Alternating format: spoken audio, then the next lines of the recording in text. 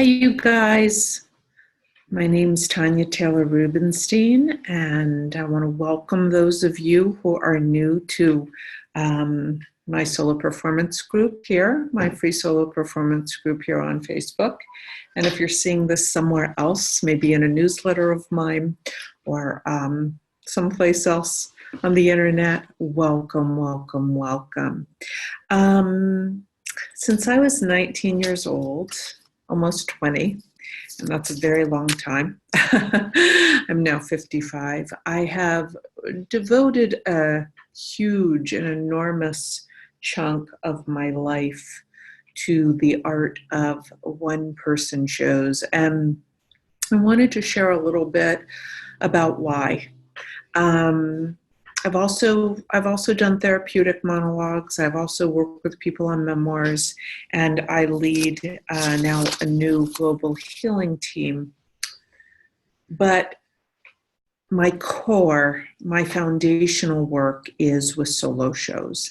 And I wanted to tell you a little bit about that story today. And if you're interested in doing your first show, or maybe your 5th or 10th solo show, I hope you still find this informative and relevant and activating around taking forward motion on your own work, because it is such a profound gift and art form. So I've talked before, but with all stories, best to just start at the beginning. So I was 19, almost 20 years old, living in Boston, studying acting at the time at Emerson College.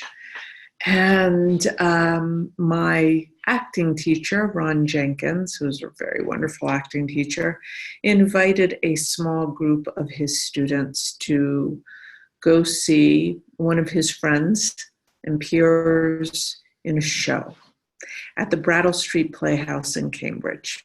And that was basically all I knew. And I said yes, was honored to go. Maybe there were 8 or 9 of us, because I remember us sitting in a circle afterwards. And the lights came down. Maybe the theater was half full. It was a small little theater. It's still there.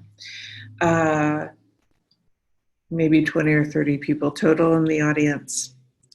And the lights came down and a man walked on stage with his notebook, sat down at a desk, and the lights came up on him, and he proceeded to tell us a life story. The framing of his life story was travels through New England. He was very funny. He was in a plaid shirt. I remember that, his signature plaid shirt. And he talked of things that night, including his mother's suicide. And he talked about masturbating at Walden Pond to feel closer to the spirit of Thoreau. And he talked about touring around with this show and being an actor and having stage fright. And I was an actor and I had stage fright. And like me, I came from a waspy family where emotions and telling the truth about our life experience were pretty darn taboo. And I recognized him in my story, in my life story, as a version of myself who had broken free somehow, who I just sat there stunned and in wonder. He was saying and talking about all the things that I'd been dying to talk about my whole life. Freely, transparently. He was talking about fears and emotions. He was talking about taboo subjects in a family, the shadow stuff behind closed doors that goes on. He was talking about, he was just breaking free and talking about what I often refer to now as speaking into the unspeakable. And he was actually the first person who I'd ever seen do this, even in a theater department. I felt like there were some topics that we could speak about and some not. What I never talk about, except I'm talking about it today, is my behind the scenes story at the time. I was very young, and I had fallen into an abusive relationship, And I had actually married the person. So none of my classmates knew. I had married a man from Egypt that summer for a lot of reasons. And behind the scenes, there was domestic violence. And I was from this kind of upper middle class DC family. And in college at a liberal arts school and an acting program. And I was in an abusive marriage. And I didn't know how the heck I was ever going to get out of that marriage. And I never knew how I could possibly tell someone about it.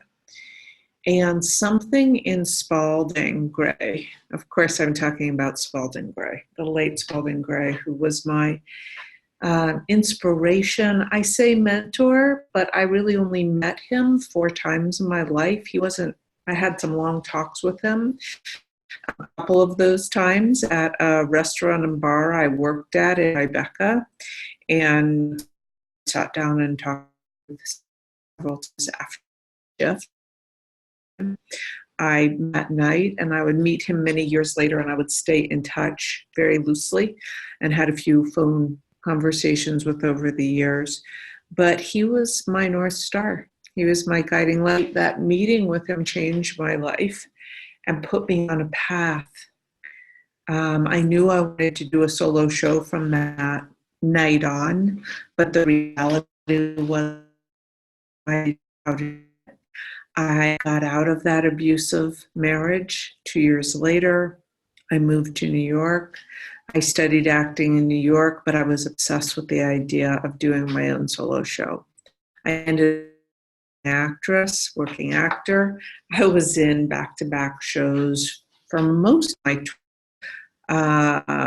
that's not really true. It didn't start till I was 26, 27, 28, 29, 30, 31. Those years, I was in back-to-back shows. I had a spiritual awakening. I moved to Santa Fe, New Mexico, and I was in theater, in traditional theater, repertory theater, and productions all the time. And finally, when I was 31, I was able to write my first person show. I had moved out to New Mexico and got acquainted with the artist Natalie Goldberg, Writing Down the Bone. I went on a spiritual journey and started all kinds of things: 12-step recovery, past life regression, body-based psychotherapy, and realities that woke me up and brought me into a place of wholeness with myself. I was able to break through some of my deep terror, deep stage fright, and deep, profound fear about actually speaking my authentic stories, particularly coming from my conditioning. I'm now 55, and I ended up writing and performing 3 of my own one-woman shows. I ended up doing some group shows. I did some moth-type story festivals and slams. I led some. And when I was in my mid-30s, I started teaching and coaching others to write and perform their stories. And since then, have worked with people who have toured with their solo shows all across the US, in Australia, in Canada, in Europe, been part of fringe festivals, traditional theaters, and conferences. I've coached and directed, and now I coach online and still live in person in Santa Fe and in Maine and in Nashville, where I split my time. I ended up even marrying my husband because he was one of my clients. And a film has been made about his life that actually came out of him writing, him performing his solo show in 11 cities, and I directed it.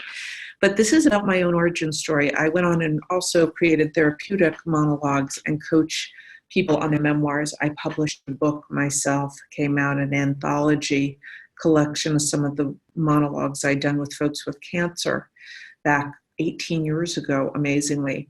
But for me, everything began with my work in solo shows. I literally built my life and my business around it.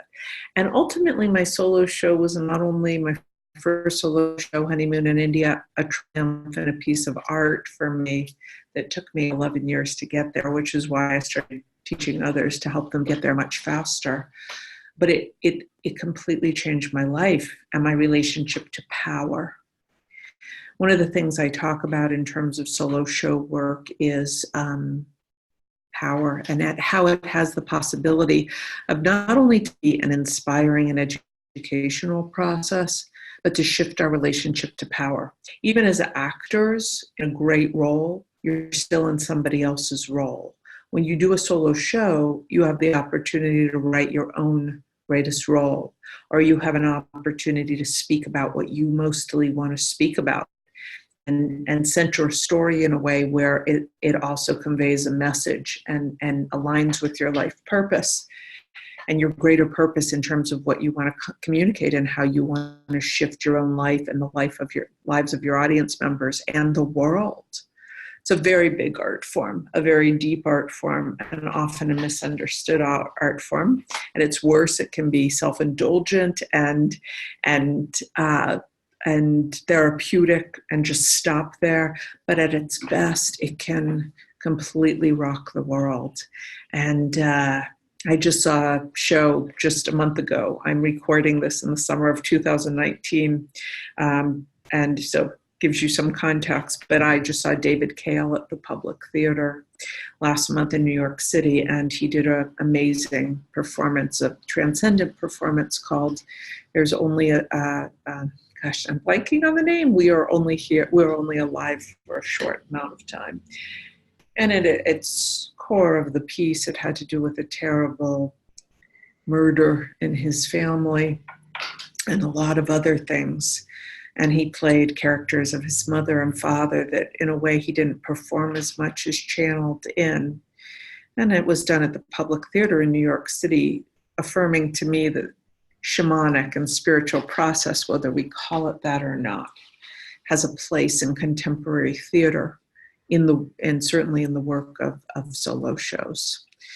I believe it's very much the theater of now, and the theater that we're living into. And then when each of us frees ourselves and our voices, as I did, as this work actually allowed me to do, we have the possibility of becoming fully sovereign as human beings and being able to make choices for ourselves rather than choices that have been programmed as we walk into the fire of speaking into our deepest truth. Even as we're terrified to do it, as we are able to do it, our relationship to our own power, the power of our voice, the power of speaking in the greater world shifts. So if you've come across this video in my Facebook group, which is called Write and Perform Your Solo Show, I welcome you. This is a sacred space. It's a sacred process and a place where we are free to share our deepest stories as well as the process.